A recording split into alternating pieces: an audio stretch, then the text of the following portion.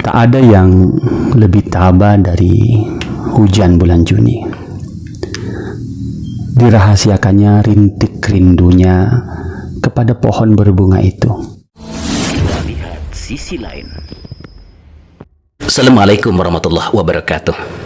Sahabat sisi lain, kami di sini berkabar karena akan membawa orang luar biasa duduk di kursi luar biasa ini, Bapak Ahmad Rajab Afandi, dipanggil biasa dengan Pak Andi. Kita sapa dulu. Assalamualaikum Pak Andi. Waalaikumsalam warahmatullahi wabarakatuh. Makasih Pak Jul. Iya, sama-sama Pak. Ini senang, deg-degan. Aduh. Orang tahu aduh itu mau begitu, padahal biasa mengisi. Beliau ini sahabat 10 tahun jadi kepala bank BSI. Dulu BSM ya. BSM. Sekarang BSI. Jadi kepala BSI nggak pernah ya? Hanya BSM. Belum pernah. Bahkan pegawai BSI nggak pernah. Nggak pernah. Hanya kepala cabang BSM. Jadi BSM 31 Januari, 1 Februari itu baru BSI. Jadi gabung sampai 31 Januari. 31 Januari. Nah, ini menarik nih. Masih muda, gagah, tampan, kemudian baik hati. Aduh, ya. Berat. Pertanyaannya Bapang, kenapa keluar bank? Bekerja di bank orang mati-matian untuk dapat, dan di saat puncak karir malah Pak Andi itu malah mengundurkan diri. Apa dan mengapa? Waduh, ini pertanyaan pertama langsung berat ini. Jadi kalau secara personal, alasannya, jadi alasan itu sangat personal sekali. Artinya, secara pribadi sangat suka kerja di bank karena ketemu sama orang baru terus. Kemudian selalu kita itu kalau di bank tuh kita kayak didorong untuk sampai ke limit kita. Artinya kita dipaksa untuk tumbuh terus. Dipaksa tumbuh terus ya. Terus yang ketiga, kita diapresiasi berdasarkan apa kinerja kita. Jadi kita berprestasi berdasarkan kita diapresiasi berdasarkan kontribusi, dan itu menarik sekali ya. Cuman kalau setelah umur bertambah nih, prioritas kan jadi berubah. Anak-anak jadi sudah lebih besar, kemudian kok rasanya saya tidak menginginkannya lagi gitu, kayaknya ya. Tidak menginginkannya lagi, makanya akhirnya memutuskan untuk resign. Ya, Masya Allah. Masya Allah. Tapi kalau aslinya, kalau secara legalnya bukan resign, kita memilih tidak bergabung di Bank Syariah Indonesia. Itu secara legalnya ya. Secara legal. Secara legal begitu ya. Secara legalnya bukan resign, tapi memilih tidak bergabung di Bank Syariah. Iya, bahasa halus. Karena lebih cinta sama BSM ya. Iya. Kalau dipilih cinta BSM atau pilih cinta orang rumah, yang mana nih? Tapi ketemu sama BSM dulu baru ketemu orang rumah gimana ya. Jadi cintanya duluan ke BSM. Aduh, marahnya sama istri lah. Sama istri lah ya. Aduh. Tapi berarti sekarang mendirikan apa ya? Founder, beliau ini merupakan founder dari sekolah karakter Lebah Pembelajar, semut-semut ya, semut-semut dan lebah pembelajar ya. Kalau dulu memang ada basic dari pendidikan gitu, Bapak Pak Andi? Kalau basic nggak ada. Basic nggak ada, tapi orang tua guru, ibu guru, kakak guru, abang guru. Jadi basicnya keluarga kita keluarga guru, dan kebetulan matching sama istri, keluarganya juga keluarga guru. Keluarga guru ya. Tapi kalau mendirikan, ini balik lagi nih ya. Tadi sudah cerita nih off cam-nya. Kalau saya tuh nothing to do, Pak. Sebenarnya saya tuh nggak kontribusi apa-apa di Inspirasi Pembelajar. Kenapa? Karena disiplin ilmunya punya Bu Molly. Oh ya. Kemudian saya tuh baru gabung 2 tahun. Dulu sebelumnya saya bahkan laporan keuangan nggak pegang, rekening pun nggak pegang. Jadi semuanya tuh Bu Molly. Bu Molly ya. Jadi saya itu kalau nasi goreng ibaratnya cuman kecap aja, Pak. Nggak penting-penting banget gitu. Betul. Tapi kalau nggak ada kecap orang kangen gitu. Kangen ya. Dan memang Pak Andi tidak pegang apa-apa, yang pegang sebuah momoli. Cuma yang megang momoli siapa? Iya, benar juga kan. Jadi kalau di bisnis itu kan dia ada kaidahnya Pak Jul. Jadi setiap omset tertentu, setiap skala bisnis tertentu, dia ilmunya itu beda Pak Jul. Jadi in case nih misalnya kita pegang 10 orang, atau kalau di bisnis lah katakanlah omset 200 juta, ilmunya beda dengan omset 2 miliar. Omset 2 miliar beda ilmunya di 20 miliar. Nah, saya itu datang pada saat Bu Molly udah mulai kesulitan di pengelolaan. Jadi di manajemen, kemudian di keuangan, kemudian di SDM. Yang kalau versi Bu Molly itu dia nggak happy lagi kalau udah ngurusin itu, dia sukanya dunia pendidikan dan anak-anak. Tapi kalau udah manajemen, keuangan, SDM itu udah di luar core-nya dia. Makanya dia happy sekali waktu saya memutuskan untuk resign gitu. Benar-benar ya, bisa resign. Tapi ya itu basicnya. Jadi karena organisasinya semakin besar, butuh disiplin ilmu sendiri. Jadi manajemen itu dia bukan ilmu yang berdiri sendiri Pak Jul.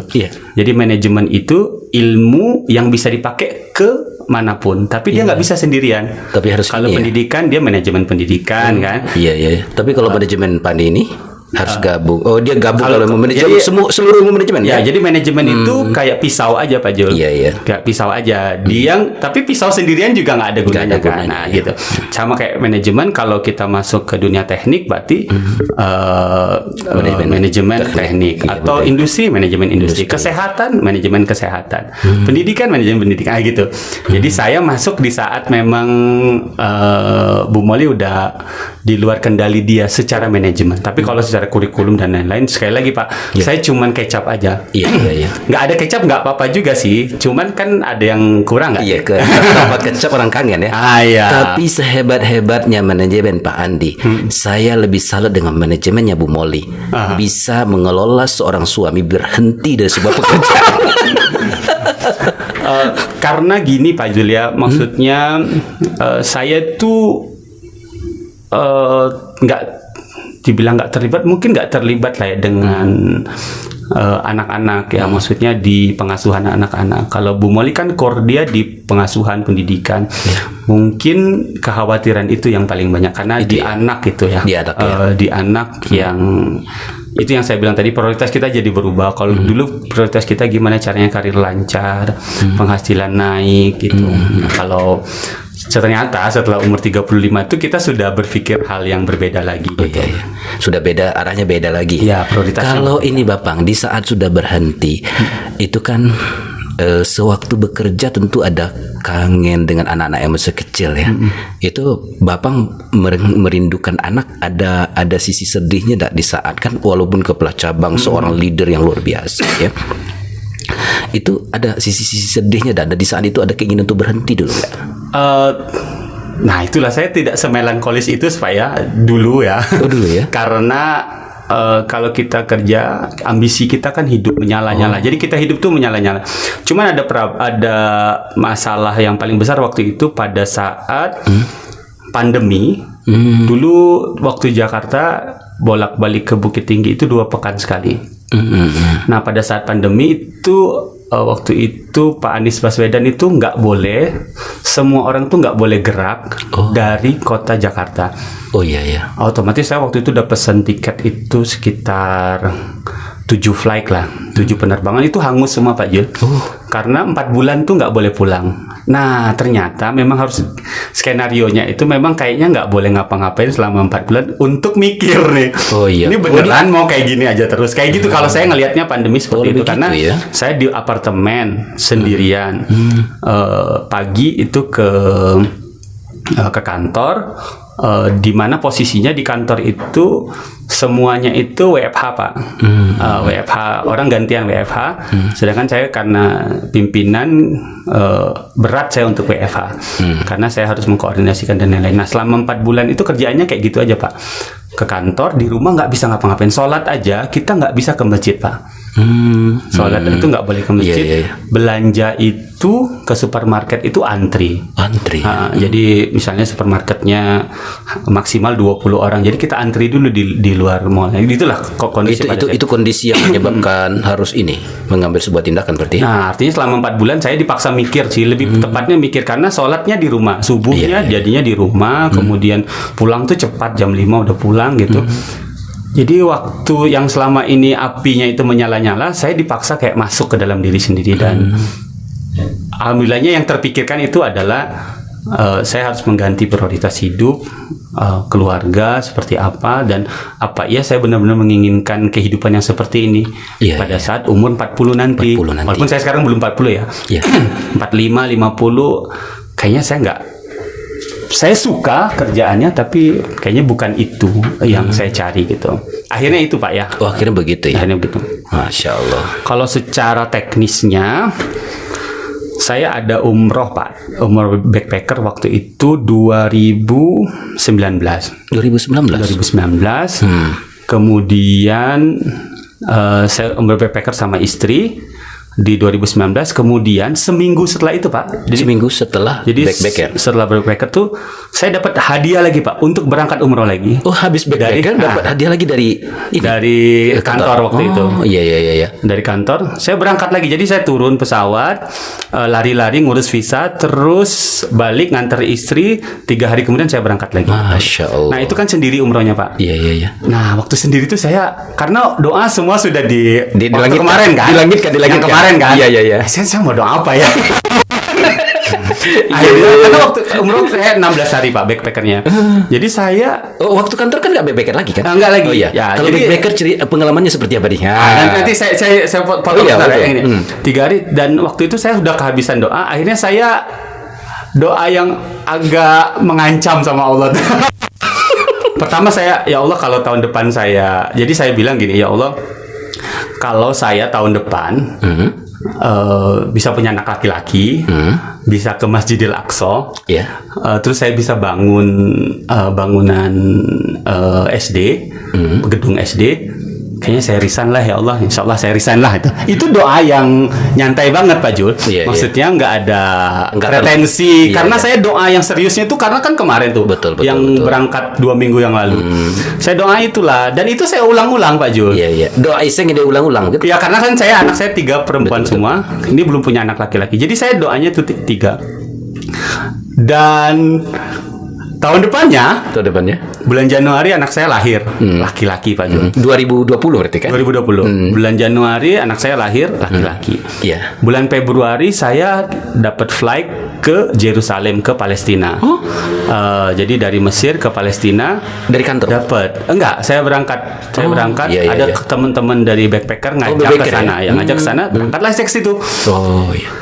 Terus bulan Maret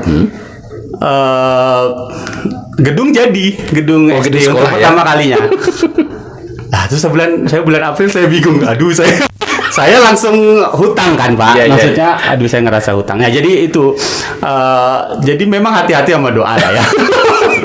Akhirnya karena saya bingung pas juga ada pandemi ya 4 bulan yang paling berat lah, itu kayak pencarian apa ya, kalau lagunya si ini bilangnya itu tepi pendakian Pak, artinya tepi pendakian itu apa namanya pergolakan yang paling besar, salah satu yang paling besar dalam hidup saya gitu. Akhirnya Desembernya tiba-tiba BSI mau bikin BSI, terus boleh mengundurkan diri tapi dapat kalau bahasa kerennya golden handshake Pak. Nah dapat kesepakatan gitulah akhirnya. Akhirnya ya saya jadi tamu podcast Pak Zul. Dan bagi yang akan resign, betapa rasanya merdekanya hidup ini tanpa beban yang besar. Gak juga sih Pak. Jadi kalau saya ngelihat kita kehidupan setelah resign itu sebenarnya mirip aja Pak. Kalau saya kalian ngelihatnya kan mirip aja. Kalau bedanya kan dulu tanggal 25 itu kita senang.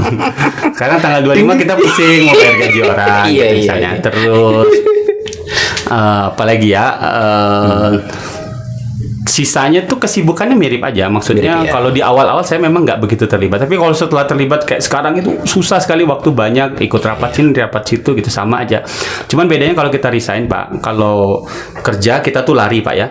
Nah, kalau kita running organisasi sendiri, kita larinya itu kita nentuin kecepatannya, Pak. Mau kita kecepatan berapa 20, begitu ya. 40, gitu. Tapi sama pusingnya sih. Sama pusingnya ya. Sama pusingnya gitu.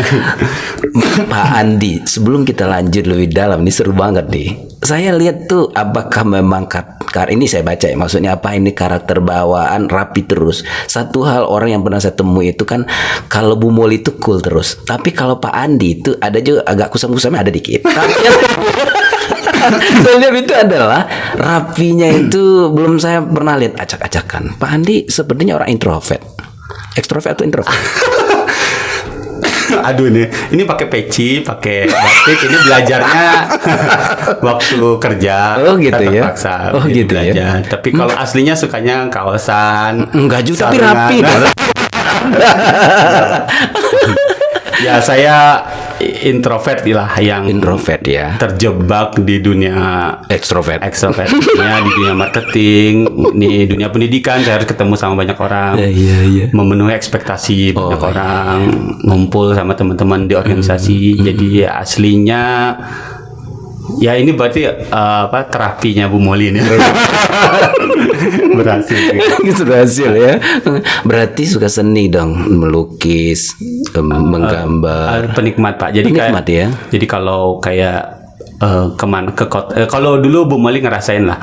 Kalau lagi jalan-jalan tuh kalau Bu Moli ngajak ke bioskop, saya ngajaknya ke museum. Nah, gitu ya. Lihat-lihat puisi atau ya gitulah, Pak. Orang-orang yang membosankan. Iya. Sebenarnya tidak semenarik yang dilihat orang gitu. Nah ini dapat nih. Kalau suka gambar, suka seni, berarti suka puisi dong. Iya, suka Pak. Nah, ini buat belakang. boleh saya dengar di sisi lain, termasuk juga pemirsa. Boleh dicari dulu Bapang, saya Saya dibacakan. minum lah ya. Orang banyak belum tahu. Iklan boleh masuk ya. Aduh. Mbak Andi, saya ingin dengar yang belum pernah orang tahu di sisi lain ya. Boleh dibacakan satu puisi, kita ingin dengar. Boleh, kita kan teknologi sudah ada, coba dicari-cari dulu Mbak Andi. Nah ini dia, sahabat. Mungkin saya bacain ini ya, Sapardi Djoko Darmono. Sapardi Djoko Djoko Darmono Darmono. ini maestro lah ya. Maestro ya. Iya, Allah mantap. Tapi saya nggak baca, saya cuman bacain aja ya. Iya. Ini siapapun pasti suka puisinya. Judulnya Aku Ingin, Pak. Aku ingin. Aku ingin. Oke. Aku ingin mencintaimu dengan sederhana, dengan kata yang tak sempat diucapkan kayu kepada api yang menjadikannya abu. Aku ingin mencintaimu dengan sederhana, dengan isyarat yang tak sempat disampaikan awan pada hujan yang menjadikannya tiada. Demikian, Pak. Ini belum, ini masih ada kan? Puisinya kayaknya enak banget nih. Ini Kemarin udah dijadiin lagu sama beberapa orang. Enggak apa-apa, Jadi Pak. Sapardi Djoko. Ini beda loh, suara Bapang beda loh. Boleh Tapi dia cukup dia, cukup. lagi lah Bapak Pak Andi nih. Ini kayaknya lagi seru nih, penonton jadi penasaran nih. Apa ujungnya nanti gimana nih? Jadi kehausan kita. Boleh dibacain lagi, Pak? Banyak. Tapi itu dia masih ada 4 bait sih sebenarnya. Tapi prinsipnya seperti itu. Aduh Pak, tolong saya nggak kuat lagi. Bacain lagi Pak, saya enak banget nih. Ini nanti ini pendengar kayaknya kok dipotong, nanti diprotes pendengar kan. Baru orang menikmati puisinya. Oke. Berarti ini juga Sapardi Djoko Darmono. Sapardi Djoko Darmono. Oke. Hujan di bulan Juni, Sapardi Djoko Darmono. Tak ada yang lebih tabah dari hujan bulan Juni. Dirahasiakannya rintik rindunya kepada pohon berbunga itu. Tak ada yang lebih bijak dari hujan di bulan Juni. Dihapusnya jejak-jejak kakinya yang ragu-ragu di jalan itu. Dan tak ada yang lebih arif dari hujan di bulan Juni. Dibiarkannya yang tak terucapkan diserap akar pohon bunga itu. Iya.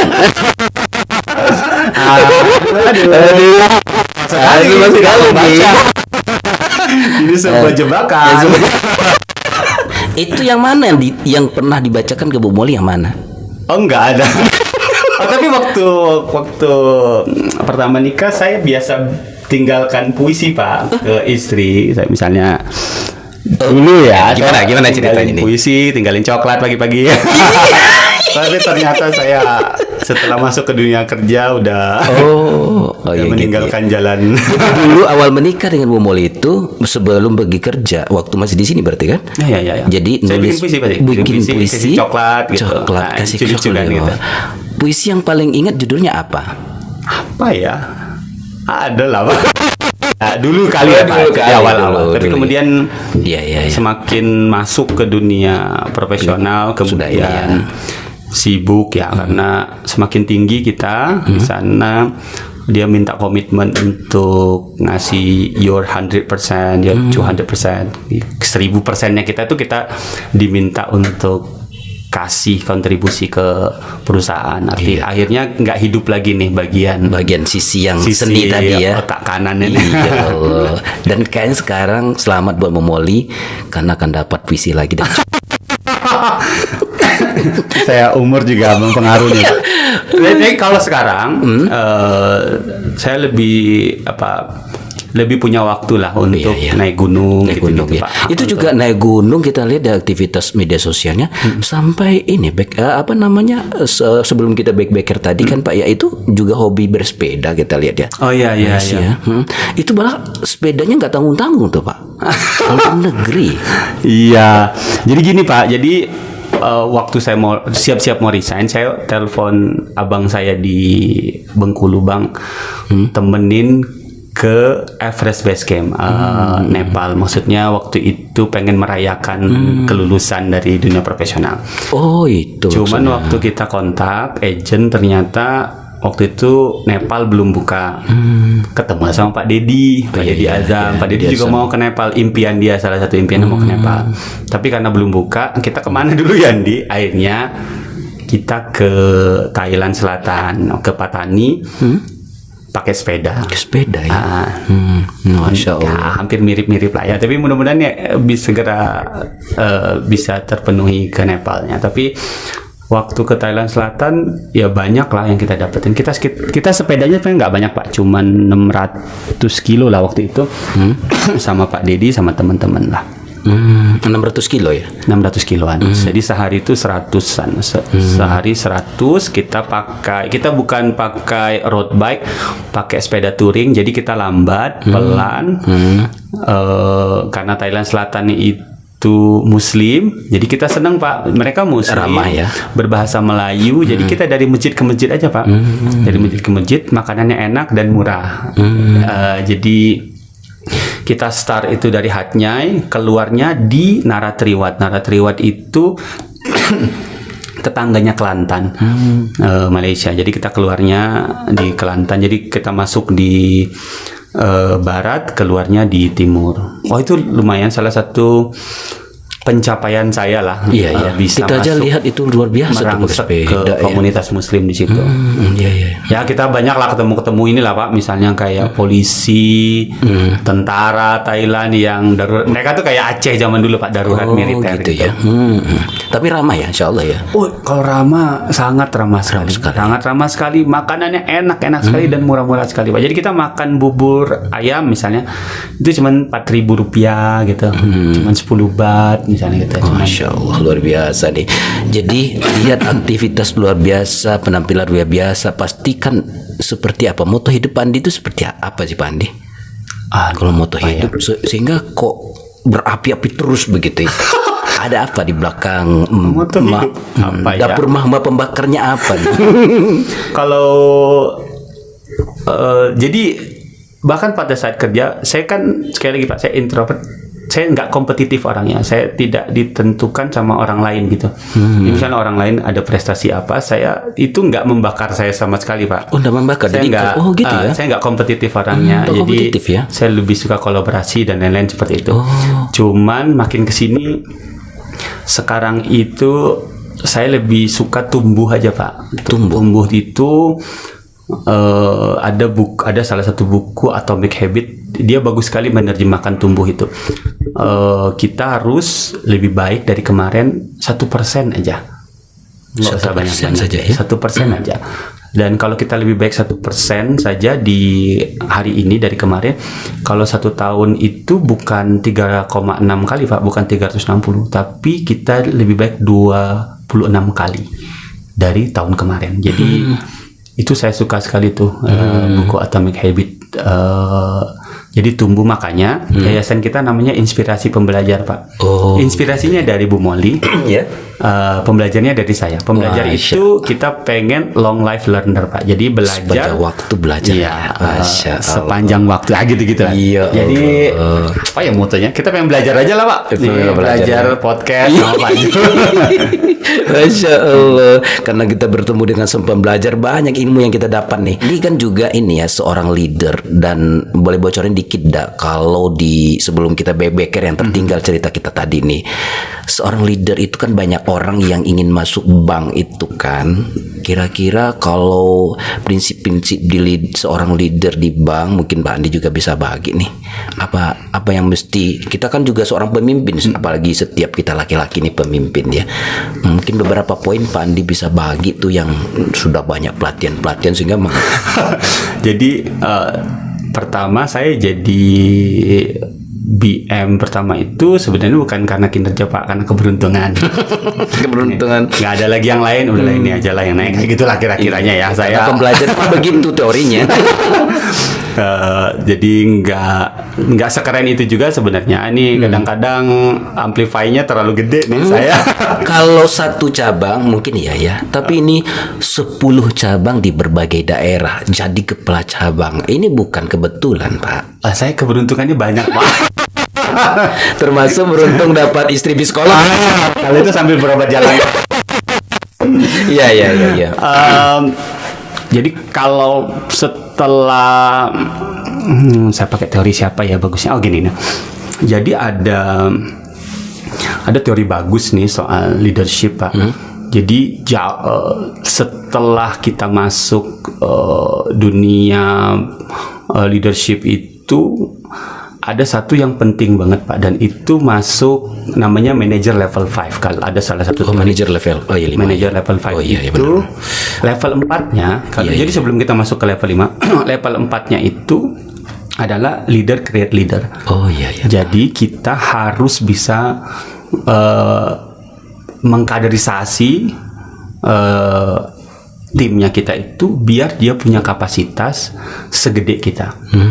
Jadi leader create leader. Sampai apa titiknya? Sampai dia, jadi kita meng-create leader sampai leader yang kita create itu bisa meng-create satu leader lagi. Jadi itu syarat kita naik ke level 5. Jadi ini ada khusus teorinya, ada manager level 5 ini ada 2 yang punya teori. Ada John Gray kalau nggak salah, satu lagi, ada satu lagi itu. Jadi Daniel Carnegie apa? Daniel Carnegie apa? Bukan Daniel Carnegie. Saya lupa namanya Pak. Yang satu lagi manager level 5 itu. Jadi kita harus berhenti. Jadi kalau selama ini leader itu tentang kesuksesan pribadi, tentang kalau bahasa manajemen tentang kemasyhuran kita pribadi, tapi kita harus mulai pindah ke kemasyhuran organisasi, meng-create orang.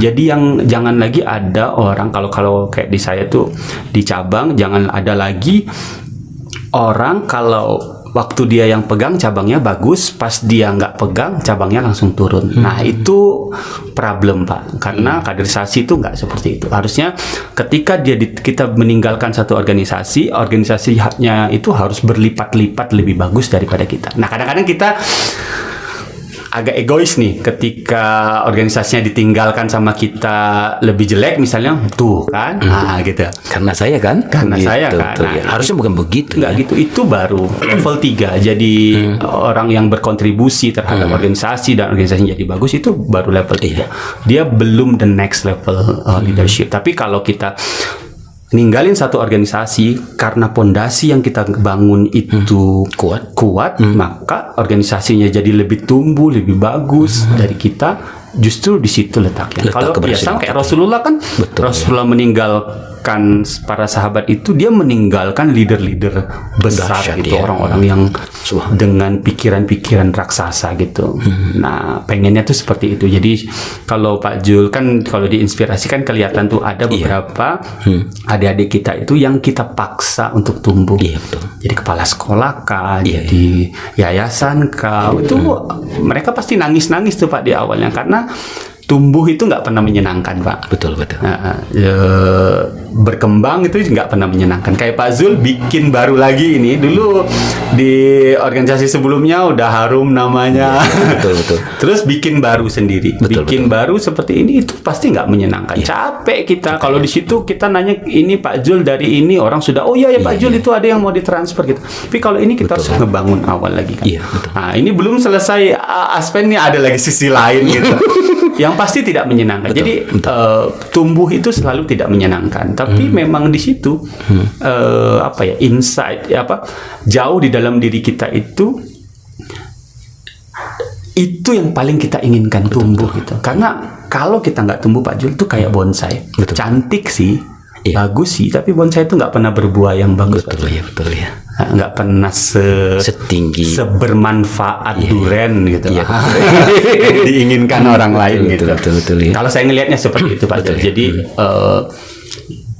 growing never easy. Jadi tumbuh itu nggak pernah. Ya kayak saya resign itu kan pertaruhan besar buat saya gitu kan. Bahkan untuk masa depan juga itu sebuah pertaruhan. Tapi ya kita harus ambil gitu. Kita harus keluar dari zona nyamannya kita, karena sekali kita berhenti kita tumbuh, kita akan di situ aja. Berarti itu batas terakhir kita. Tapi kalau kita paksa diri kita untuk tumbuh, bergerak terus ya. Jadi kemungkinan itu terbuka gitu. Betul. Kemungkinan. Dan saya lebih suka dengan kemungkinan terbuka aja. Masya Allah. Bukan serius jadinya. Yang serius ini yang kita cari. Saya minum lah.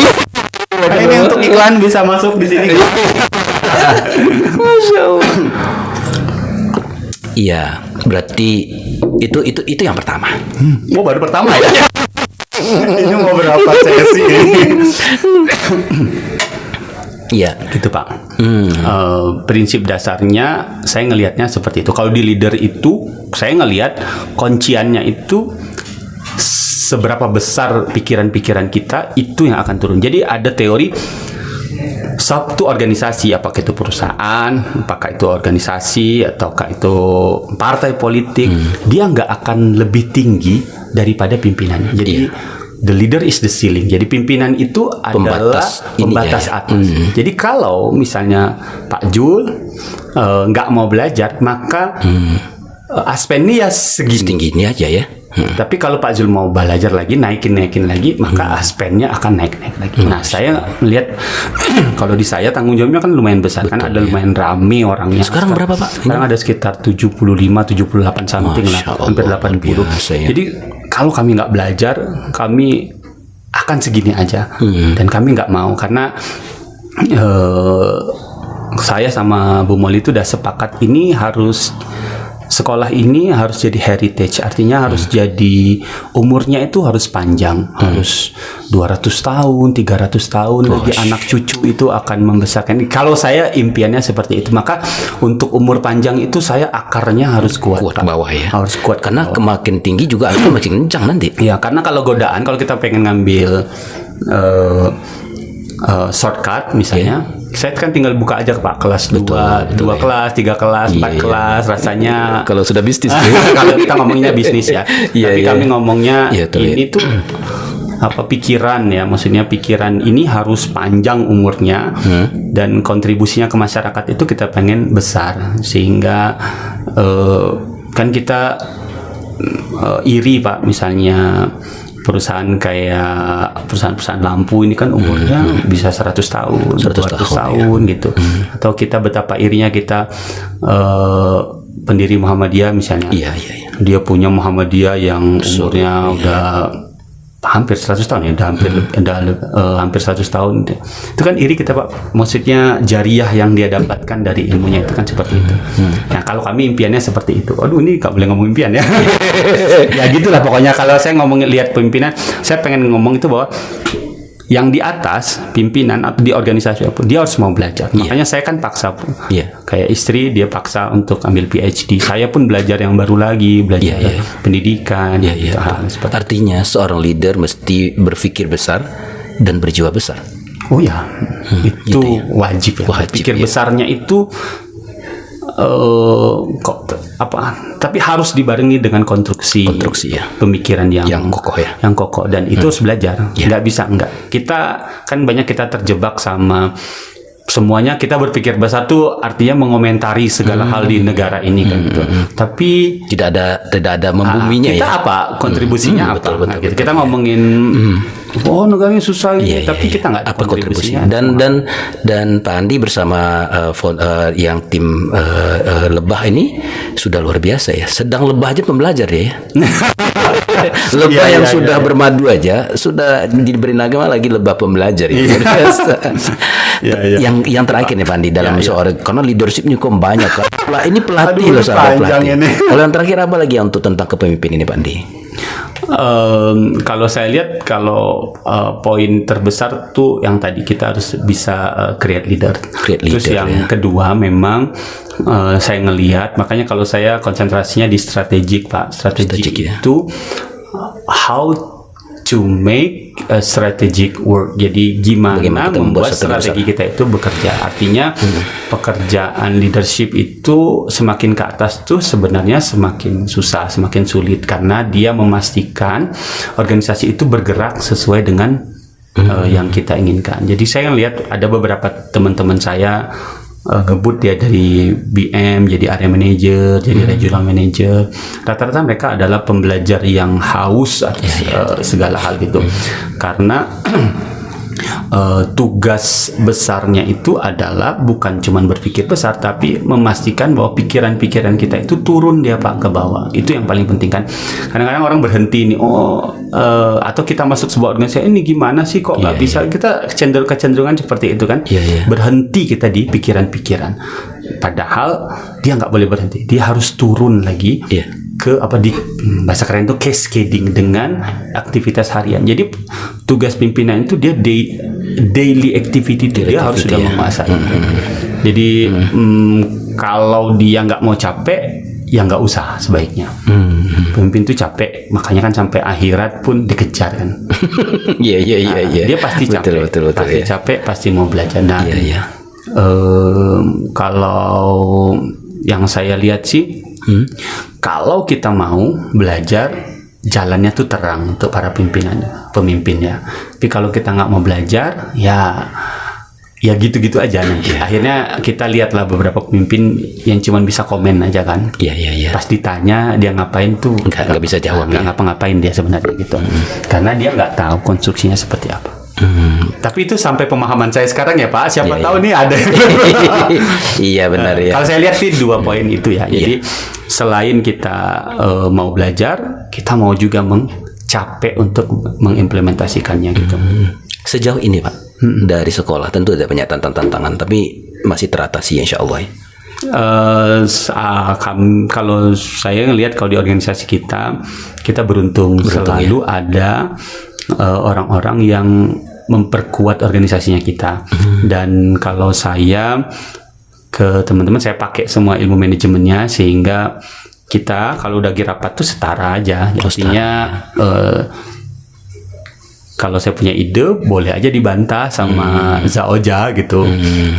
Kalau Zaoja nggak bener, saya juga santai aja ngasih tahu. Gitu. Misalnya kayak gitu. Artinya kita coba, kan kadang-kadang teman-teman itu ketika dia resign, dia kan ngerjain yang besar tuh misalnya di perusahaannya gitu, perusahaan oil company, dan ketika dia buka bisnis itu nggak bisa dipakai bisnis ilmu yang dia 5 tahun 10 tahun itu. Betul. Karena susah menurunkannya.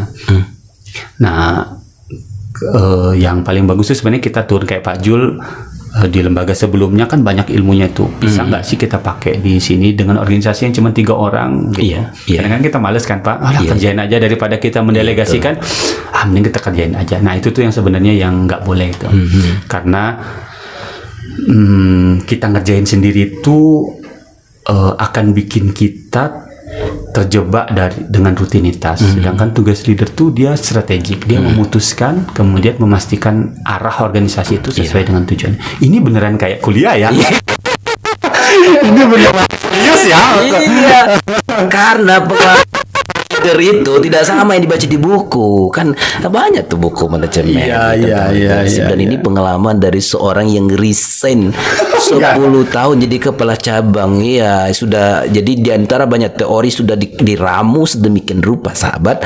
Saya memang menjadi sarinya luar biasa nih. Jadi saya ngelihat teman-teman saya yang resign pun bagus-bagus juga Pak. Artinya sepanjang kita bisa pakai itu bagus banget kita berkarir di profesional sepanjang yang kita pakai gitu ya.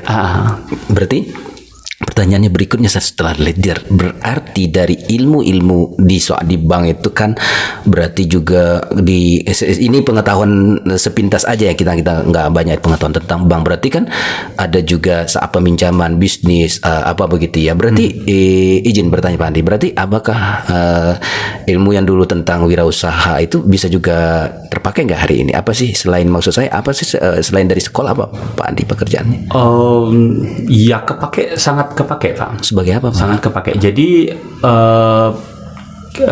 kita sering sharing soal UMKM ya. UMKM. Di bank dulu kan sebelum dipinjamkan memang ada uji kelayakan usaha begitu kan sebelumnya. Ya, jadi kalau secara teknis kan kalau dulu bank yang dulu nih Pak ya, kalau sekarang ada namanya segregation of duty. Jadi pembagian tugasnya itu sudah cukup jelas. Tapi kalau periode kami dulu kami itu cari nasabah, kemudian menganalisa, kemudian mencairkan. Itu kalau udah kepala cabang tuh udah keren banget lah gitu, karena semua menguasai. Kita bisa menguasai banyak hal. Tapi kalau sekarang tuh dibagi ya. Ada dibagi, which is lebih bagus Pak, karena menghindari fraud, problem-problem. Nah, jadi sebelum kita mencairkan itu, kita harus memastikan kelayakan usahanya. Nah, ternyata itu kepake sampai sekarang untuk bantu-bantu teman-teman di UMKM, misalnya teman-teman yang punya aset 5 miliar, punya omset 5 miliar, 10 miliar gitu.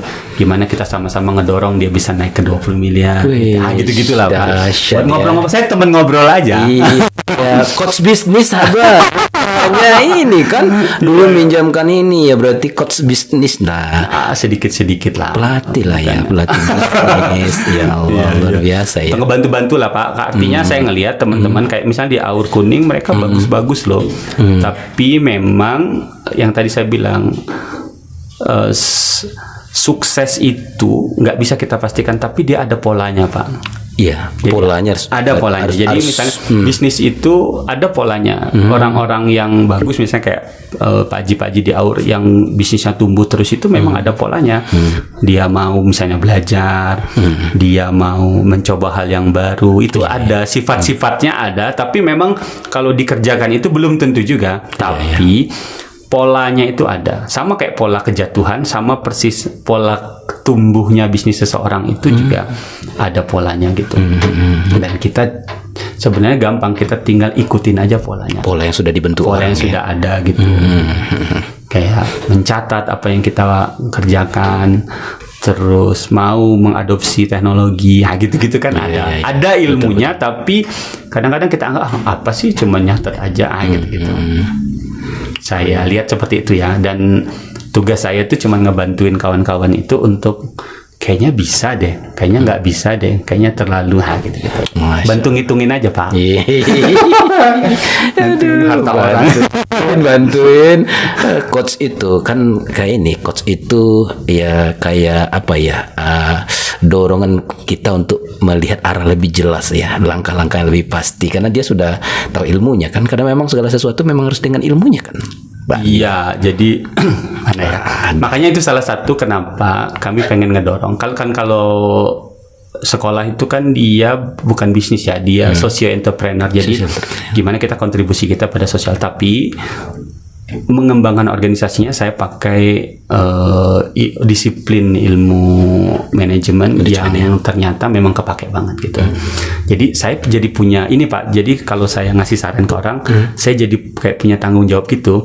Gimana caranya organisasi yang saya kelola itu bisa keren gitu, bisa bagus gitu. Kan kalau di kita kan ada 2 divisi. Kalau yang bisnisnya itu di sekolah,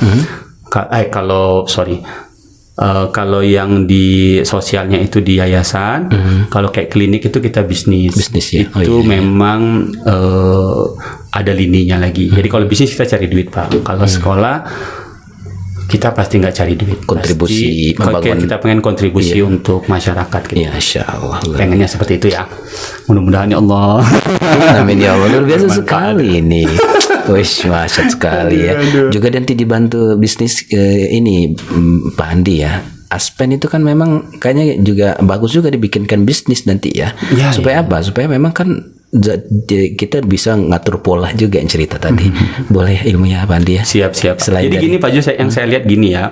Kadang-kadang kita mendirect organisasi sosial itu, socio entrepreneur itu kita mendirectnya dengan cara sosial, tapi sebenarnya agak keliru. Saya lihat organisasi sosial dia harus bisa dulu menghidupi dirinya dulu. Agar umurnya panjang Pak. Ini kalau enggak nanti dia pendek pasti karena kalau kita sasa angoknya harus kita tambah oksigen terus. Nah itu keliru tuh kalau menurut saya. Berapa lama sih kita mau kasih oksigen? Dia harus hidup dulu sendiri biar dia tumbuh. Kalau menurut saya nih Pak ya. Ya coach, menurut coach dan ilmu coach saya bisa salah loh karena itu kan pemahaman yang kayak sepakat sih. Jadi jaga gini Bapak, artinya karena kan memang kalau tidak ada yang fokus di bagian tertentu maka itu akan terabaikan. Karena memang segala sesuatu yang dikerjakan hanya sambilan, hasil tidak maksimal. Betul. Dan walaupun di tengah gejolak ya ada berbagai isu, tapi itu kan kita bukan berarti mengarah isu. Maka di antara tetap kontribusi ya sangat tepat. Terima kasih yang Bapak bilang tadi, dan memang kita memang mengarah berpikir seperti itu sih. Nanti kayak gini kayak Bapak kan, ketika kita bicara tentang memberdayakan orang, kita bisa ini nih kayak sekolah Bu Molly bilang, ini percontohan yang telah kita lakukan begitu ya. Dan insya Allah kita nanti juga akan ada Aspenmart kalau rencana sih Bapak. Amin. Tolong dibantu. Saya suka tuh Pak, artinya nanti akhirnya organisasi sosial itu dia bisa terdorong. Saya lihat yang umurnya panjang itu yang bisa mandiri organisasi sosialnya. Masya Allah. Kayak Muhammadiyah, dia selalu saja selain dia bikin sekolah, dia pasti ada. Kalau lihat di pasar bawah di ini dia pasti ada lini bisnisnya untuk menopang panti asuhannya kah. Kalau dia punya masjid dulu dia punya kolam kah. Jadi gitu. Jadi nggak tergantung sama donatur. Donatur boleh aja untuk jangka pendek, tapi secara jangka panjang harus mandiri. Di samping itu Pak Andi harus mandiri syariah ya. Kita mau bilang mandiri syariah karena dulu pola mindsetnya sudah terbukti. Ya Allah. Kamu bosankan gak sih Pak? Kayaknya ini seru banget. Aduh, ya karena kayak gini loh Bang. Jadi kemiskinan itu ternyata dulu kan dunia ini berkembang ya. Jadi kalau kenapa kita berbentuk seperti itu? Karena kan ternyata dulu tuh miskin tuh bicara makan ya.